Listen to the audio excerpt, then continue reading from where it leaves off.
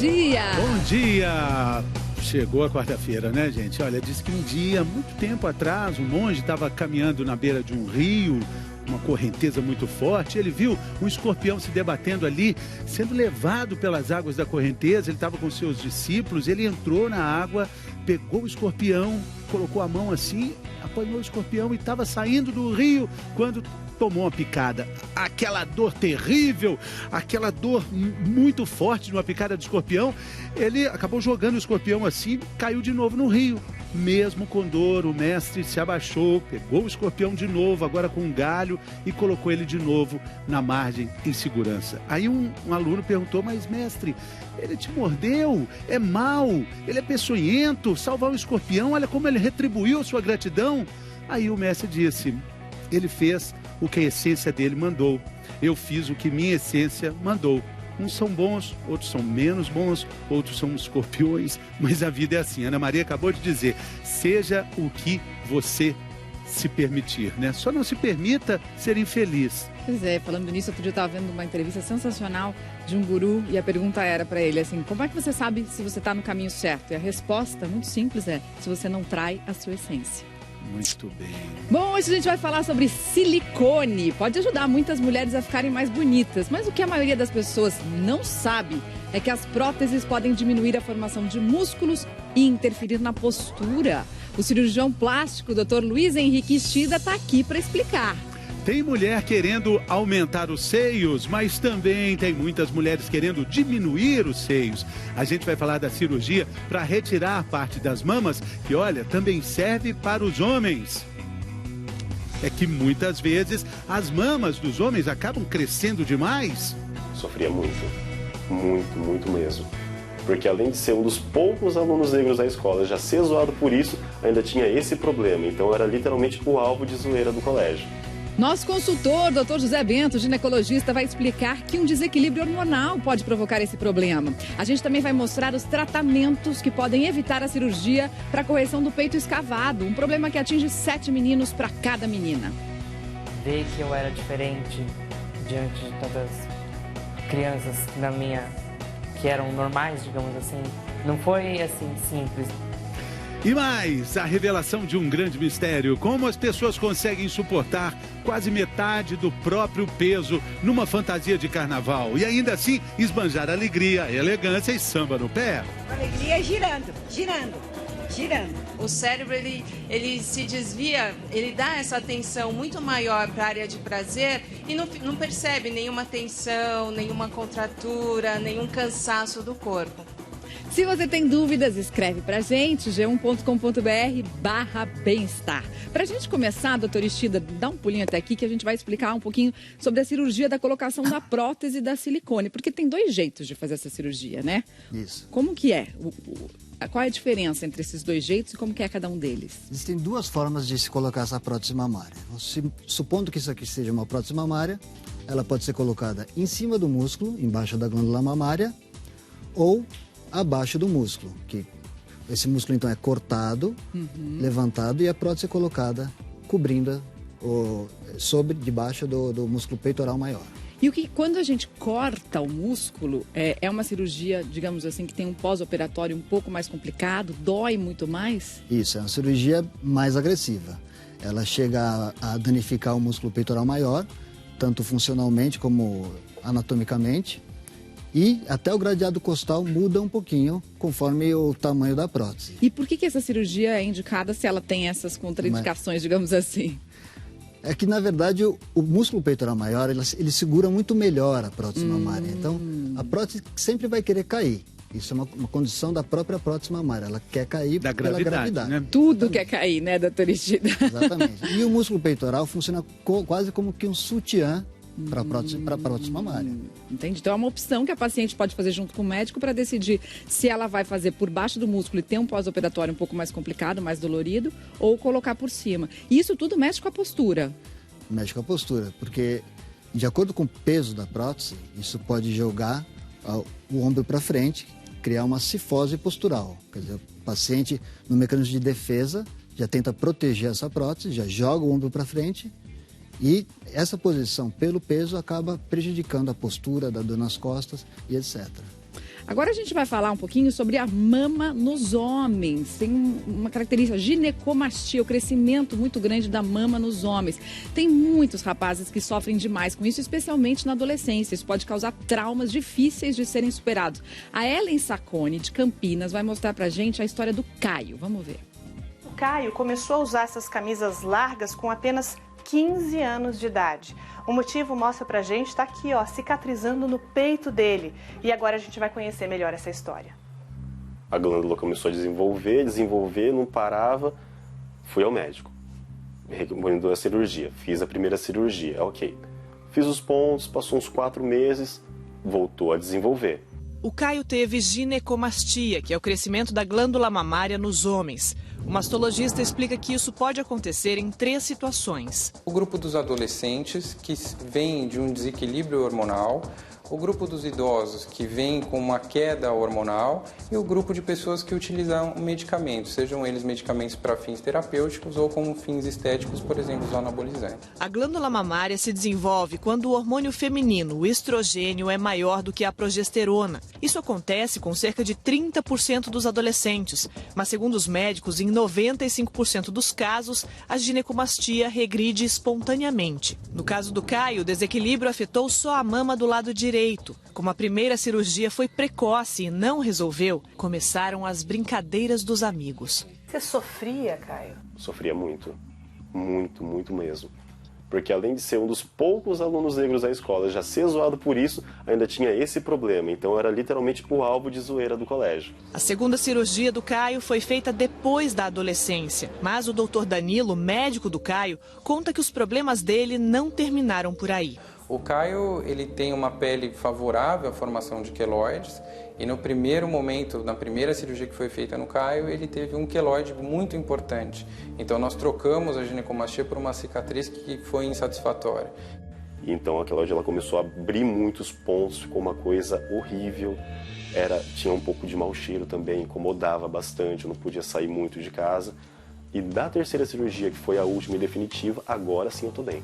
Talvez o Caio ainda precise fazer uma cirurgia estética ou até uma tatuagem para refazer o mamilo. Por enquanto, o que mudou mesmo foi o conteúdo do armário. Roupas menos sóbrias, mais alegres e bem menos largas do que antes. E olha, essa mudança refletiu diretamente também no trabalho do Caio. Ele é guia de turismo aqui na Maria Fumaça de Campinas. Super legal, né? Só que com esse serviço ele é quase sempre o centro das atenções dos turistas. E antes, a ginecomastia limitava os movimentos dele. Eu não era um cara tão brincalhão, tão espontâneo. Eu procurava, na verdade, encurvar o ombro para frente, ficar com os braços para frente, para tentar não demonstrar tanto. Bem diferente de agora. No centro das atenções, os braços vão longe para mostrar as paisagens. Que legal, hein? Bacana o Caio, né? Tudo de bom para você, meu amigão. Bom, a gente vai falar agora com o doutor Zé Bento. A causa desse problema são 2 hormônios, uma confusão entre 2 hormônios que a gente fala demais deles aqui, né, doutor Zé Bento? Demais, principalmente quando fala das mulheres, né? Mas nos homens, os homens também têm o estrogênio, que é o hormônio feminino. E quando há esse desequilíbrio na fase da puberdade, quando há esse desequilíbrio entre a testosterona e o estrogênio, quando o estrogênio começa a ficar maior do que a testosterona, pronto. Aí começa então a formação dessa ginecomastia, que é o aumento do volume mamário nos homens. A confusão é justamente porque tem muito hormônio masculino e aí surge esse hormônio feminino? Exatamente. Existe uma transformação dentro, principalmente da gordura do homem, no abdômen, por exemplo, que pode transformar a testosterona em estrogênio. Chama-se aromatização. Quer dizer, existe uma enzima que faz essa modificação. Se ele for mais gordinho, maior vai ser essa modificação. Mas isso com estirão, isso desaparece. Ele diminui a quantidade de gordura e desaparece esse desequilíbrio entre a testosterona e estrogênio e aí a ginecomastia desaparece espontaneamente, como se fosse um passe de mágica.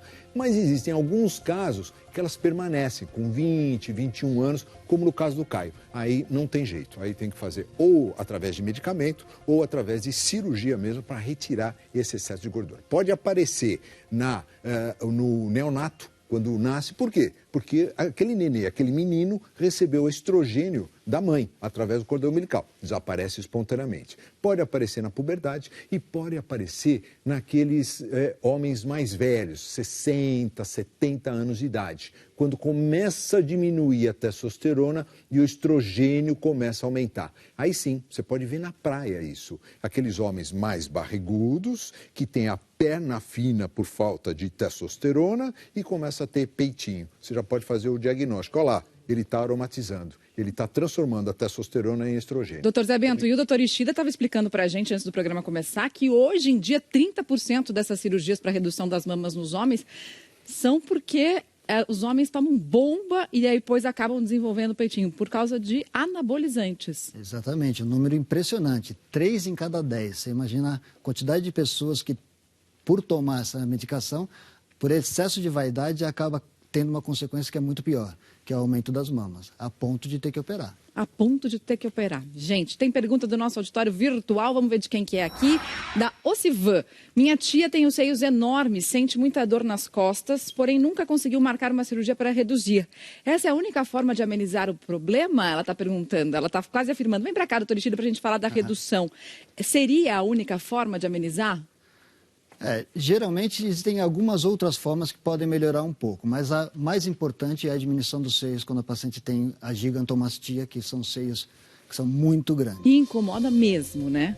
Incomoda muito. Existe peso, postura, tudo. Existe uma série de alterações que ocorrem.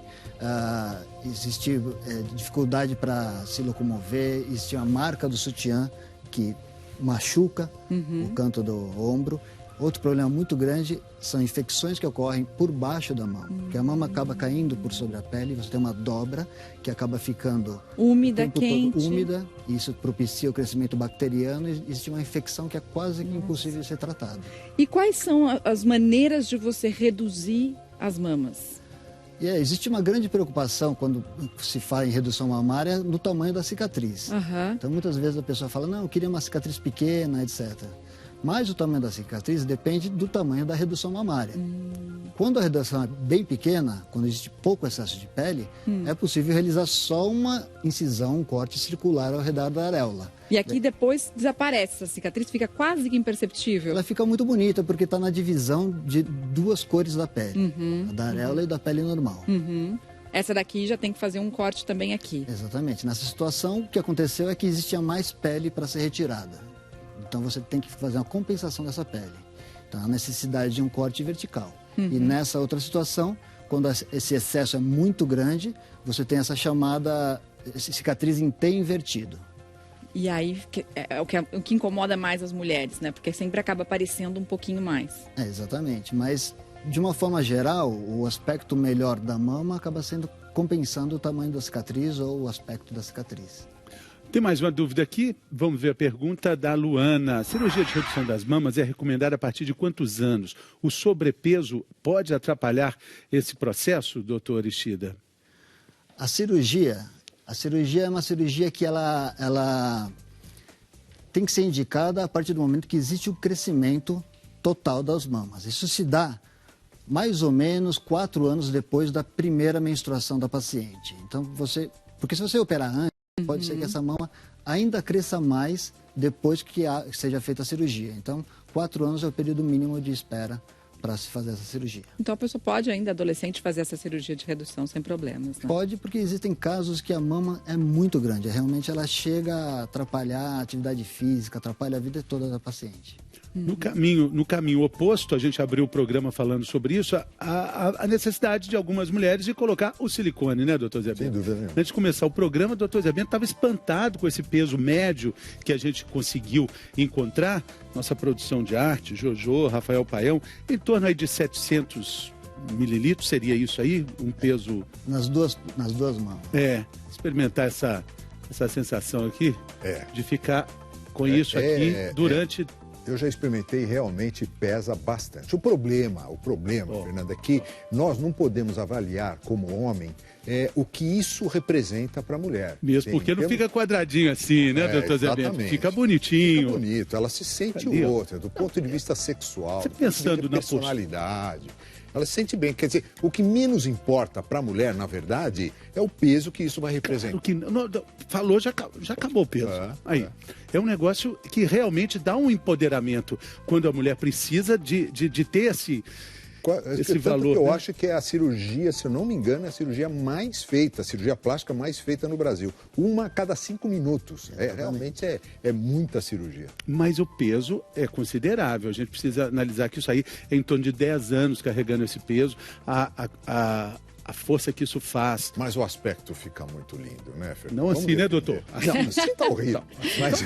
Ó, tem uma perguntinha só pra gente falar com a Luciana aqui. Olha lá, nunca tive dor nas costas, mas depois que eu coloquei prótese de 460 ml, ela colocou mais ainda, ó. Sinto uma dor aguda no meio das costas. Será que é o silicone que ocasiona essa dor? Puxa, pode ser, doutor Ishida? Ela colocou, então, quase... 460, ela colocou... Não é quase as duas juntas, mas é mais que uma sozinha. É mais que uma sozinha. É bastante coisa. Pode ser o peso? Pode ser, sim. É lógico que pode ser outras coisas, mas assim, é bem provável que seja porque esse volume, 460 vezes 2, dá 1 quilo. Se imaginar você carregar 1 quilo aqui, o que acontece é que dependendo do tipo de paciente, se a paciente já tem uma postura um pouco alterada no pré-operatório, ela coloca, no pós-operatório ela já tenta proteger essa prótese, já joga o ombro para frente, já tem uma postura defensiva em relação a essa prótese, e com o peso já acaba ficando cada vez mais encurvada.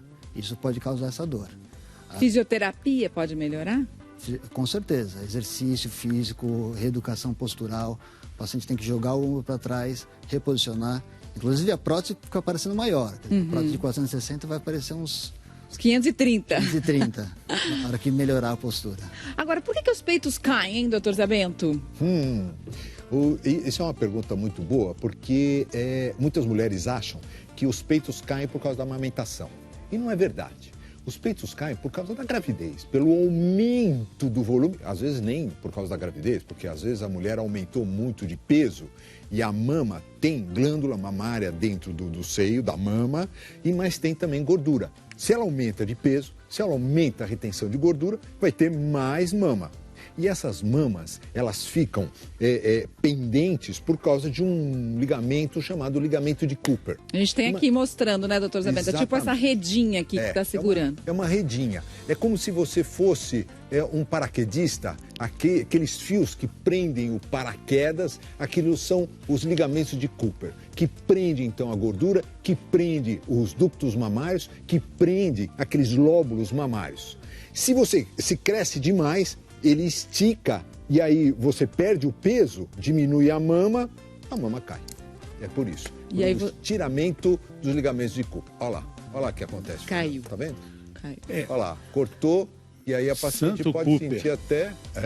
segura a barra, né, doutor? É verdade. E não tem jeito, não tem atividade física, não tem o que faça essa mama subir novamente. Só o doutor Ishida. Ai, doutor Zé Bento, dá um ânimo pra gente, doutor Zé Bento. Daqui a pouco a gente vai falar sobre peito escavado, um problema que atinge 1 em cada 700 brasileiros. É o caso do Pedro e do Vitor. A gente vai conhecer a história deles, eles estão usando órtese para evitar a cirurgia e melhorar a postura. A gente volta já já.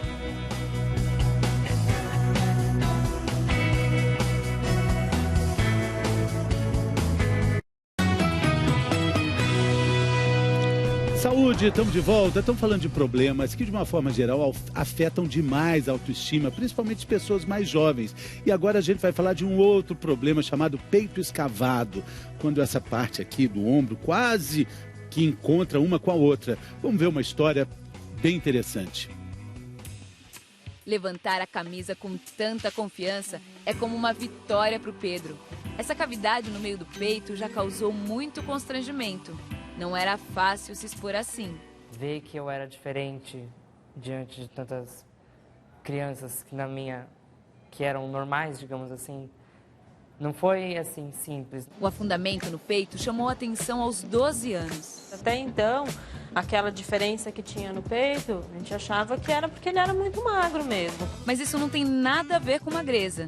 A deformidade é causada pela doença pectus escavatum, ou peito escavado, como é conhecida. Ela causa o crescimento excessivo de cartilagem e o afundamento do osso externo. E isso não é raro. Essa doença genética afeta 1 a cada 700 pessoas. E aqui no Brasil, o problema atinge principalmente o sexo masculino. A proporção é de 7 meninos para cada menina diagnosticada com peito escavado. Você nota no início da puberdade, quando as crianças têm o estirão do crescimento. Nos casos muito graves, eles podem comprimir uma parte do pulmão e uma parte do coração, tendo até consequências funcionais do problema. Foi o que aconteceu com o Pedro. Às vezes estava deitado assistindo televisão e se queixava da dor, né, da pontada.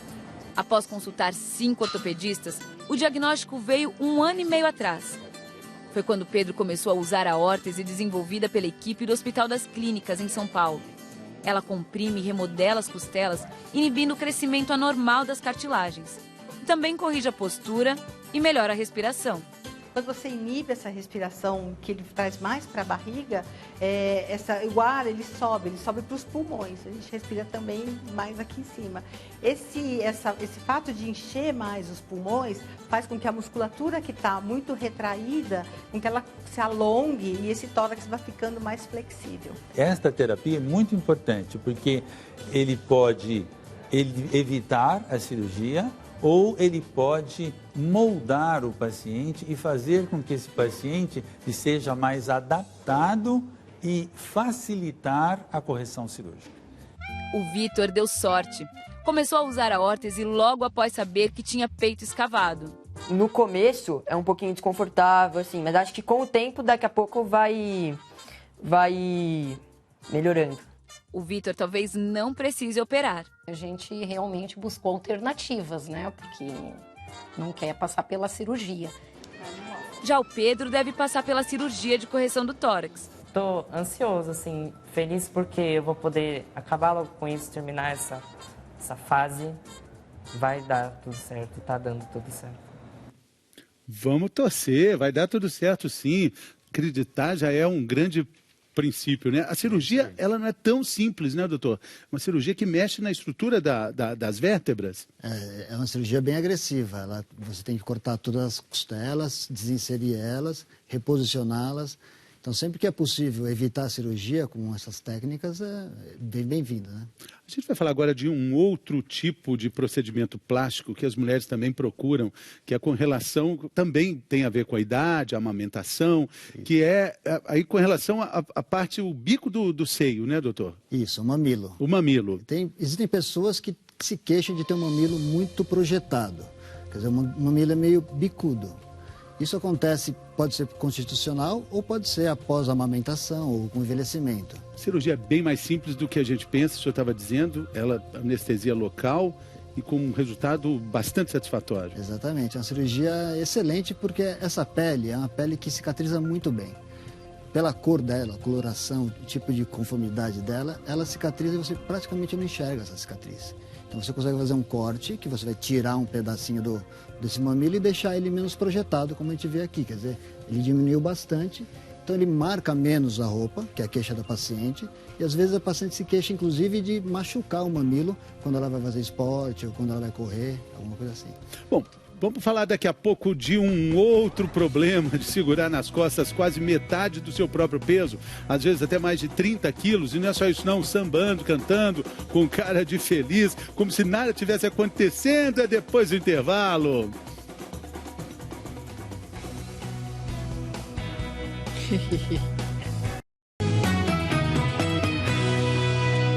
Hora da gente saber o que acontece no Brasil e no mundo com as informações do G1 em 1 minuto.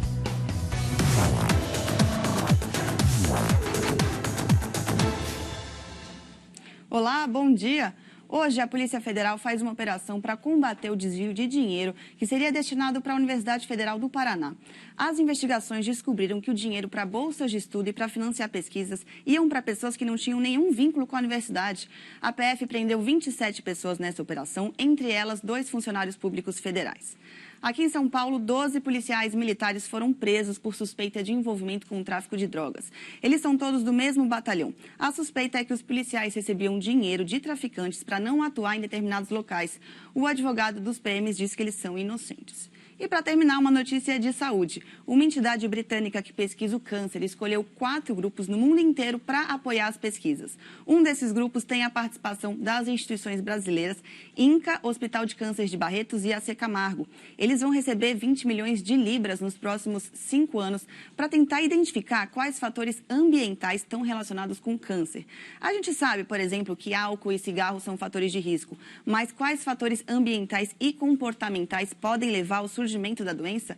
Essa é a missão dos nossos pesquisadores, Mariana e Fernando. Super interessante, Bacana. né? Cada vez mais a gente vendo que o câncer é uma doença também relacionada aos nossos hábitos, né, Paulinha? Com certeza, Exatamente. a gente ainda vai falar muito sobre isso. É. Valeu, Paulinha. Bom trabalho para você. Bom Beijo. dia. Boa quarta. Beijão. Até mais. Fê, você vai pular carnaval? Com os coatis de Biúna. Que Jogando maravilha. tênis com chumbo. Sem fantasia.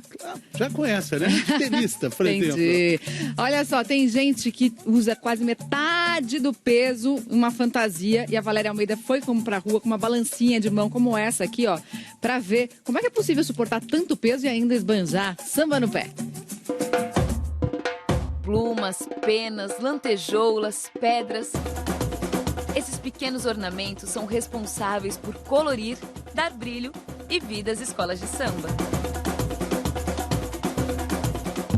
O que não dá para imaginar é o peso que tudo isso ganha quando se mistura e se transforma em fantasia. São quase 15 quilos numa fantasia e ainda tem a cabeça. Realmente eu não tinha noção de quanto pesava. São quase 10 quilos aí de fantasia. Mas essa foi a roupa mais confortável que eu usei até hoje. Gente, difícil isso. 16 quilos. 16 quilos só no costeiro. Ainda tem uma saia. Tem tudo isso daqui para carregar na cabeça com elegância e com alegria. Com alegria, girando, girando, girando. Quando entra, escuta a bateria, tua escola na avenida, a emoção é muito grande. Você nem lembra de peso. Para virar destaque de carro alegórico, a empresária Simara precisa suportar a fantasia que pesa 10 quilos. Já o cabeleireiro Maurício chega a carregar 16 quilos para se transformar em destaque do abre-alas. Eu sou todo coberto, só aparecem meus olhos. Porque isso foi uma diferença que eu criei para minha pessoa. Eu me escondo dentro da minha própria arte. Mas a guerreira mesmo é a dona Arlete, de 85 anos. A fantasia de baiana pesa aproximadamente 30 quilos. Pensa que ela sente tudo isso? A gente é leve, parece que a gente está flutuando. O cérebro, ele se desvia, ele dá essa atenção muito maior para a área de prazer e não percebe nenhuma tensão, nenhuma contratura, nenhum cansaço do corpo. Mas o segredo está só na felicidade ou eles se preparam para o grande dia? Eu faço muito alongamento porque a gente tem que subir e descer em carro alegórico, você tem que se movimentar, tem que ter muita agilidade. Nunca me preparei. Venho e é alegria, esse amor pelo pavilhão. Faço exercício e fora isso eu faço físio. Na época do carnaval eu começo 3 vezes antes a fazer físio 2 vezes por semana. Querendo ou não, o desfile ele é uma atividade física, né? Então, para ter essa atividade física, é importante ter uma preparação. Isso porque, mesmo que o corpo não sinta na hora, tanto peso carregado por tanto tempo pode gerar algumas complicações. Principalmente na coluna vertebral, coloca compressão no disco intervertebral, pode ter uma compressão do nervo, pode levar a tensionamento muscular, que pode desencadear a formação de nódulos musculares, contraturas e por aí vai. E se o peso não vai junto ao corpo, a atenção deve ser ainda maior. Quanto mais distante tiver o peso, mais pesado ele é. Então, por exemplo, com o instrumento, ao invés de estar aqui numa parte central do corpo, ela vai estar mais distante. Então, ele vai ter que ficar fazendo uma força muito maior, como se fosse a grávida, né? No caso das baianas, assim, ele é um peso dinâmico, né? Porque elas ficam o tempo todo rodando. Outro dia todo mundo caiu. Aí, literalmente, você acorda e fala, meu Deus, e agora? O que eu vou fazer? A dica da fisioterapeuta é simples. Trabalhar equilíbrio, trabalhar o alongamento, fortalecimento, resistência. E e a alegria é fundamental.